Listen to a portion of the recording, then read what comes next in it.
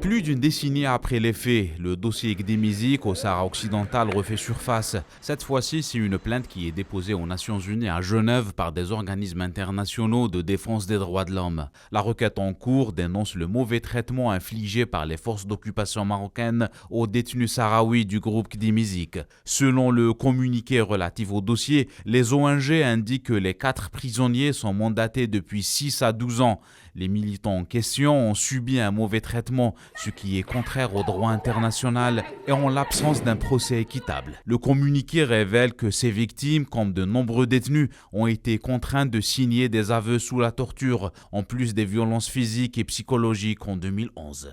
Ce nouveau rebondissement dans le dossier du groupe Gdemizig survient dans un contexte humanitaire alarmant dans les territoires occupés et des représailles contre les civils sahraouis par le régime du Marzen à travers la déportation forcée hors du territoire et la privation des libertés de mouvement et des procès fictifs.